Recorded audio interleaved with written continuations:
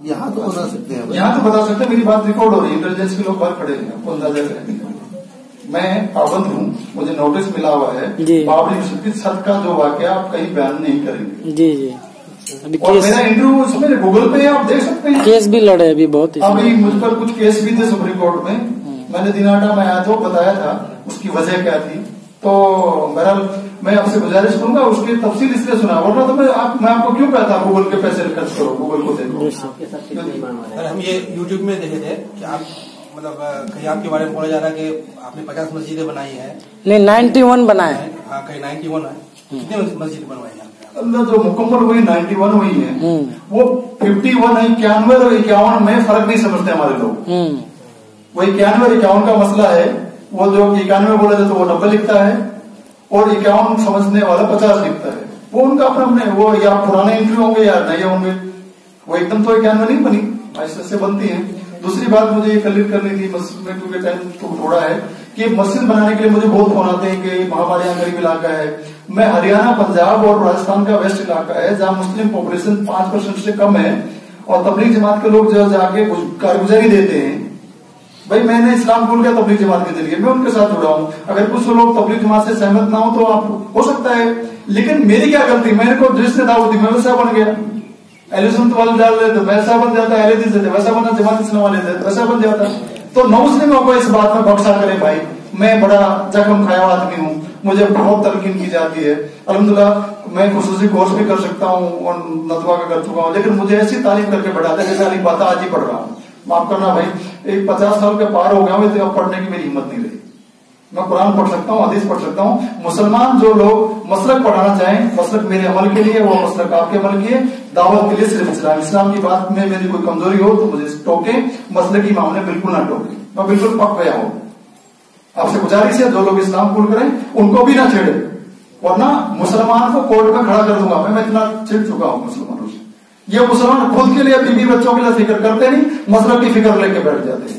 अगर कोई मुसलमान इस्लाम से फिर गया उस आदमी के कहने से, तो उसके जिम्मेदार वो होगा, और मैं उसको छोड़ने वाला नहीं। राजपूत हरियाणा का प्रॉपर्टी 250 करोड़ की है, मुझे चिंता नहीं, कोर्ट केस अच्छे लड़ने आते हैं।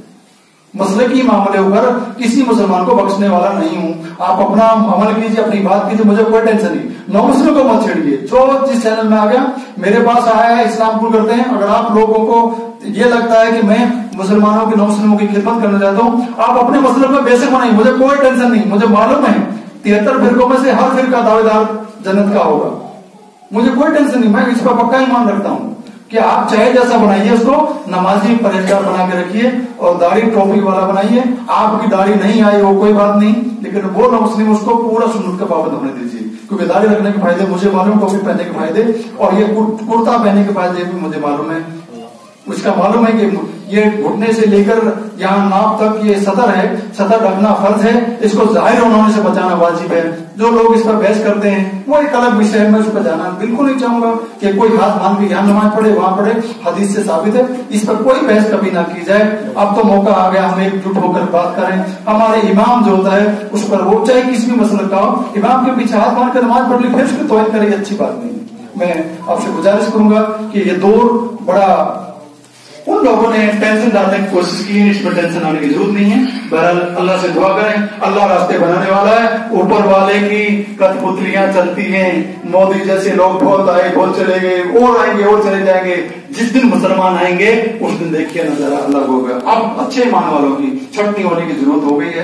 तो बहरहाल आपसे गुजारिश है, करने की जरूरत नहीं है, अल्लाह से मांगने की जरूरत है। अल्लाह हिदायत देगा, हम सबको हिदायत देगा। बहुत लोग मुझसे एक सवाल अक्सर आता है कि आप बचे कैसे हुए, आप आरएसएस छोड़ करके, वो छोड़ करके इस्लाम कबूल करे, ऐसा है वैसा है।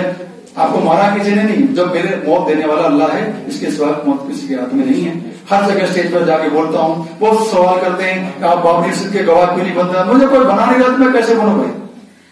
मैं कितनी बड़ी बड़ी लाखों की तादाद में ये जलसों में जाता हूँ, स्टेज पे आता हूँ, टीवी पे आता हूँ। अभी इंडिया टुडे तमाम बड़े चैनल मेरा इंटरव्यू ले चुके हैं, उन सबको मेरा एड्रेस मालूम, हैदराबाद में कराता हूँ, पानीपत में कहा मेरा घर है। कोई मुझे अरेस्ट करने नहीं आता, कोई मुझे कोर्ट का नोटिस नहीं देता आप तारीख पे आइए। तो मैं कैसे जाके गवाही दूं?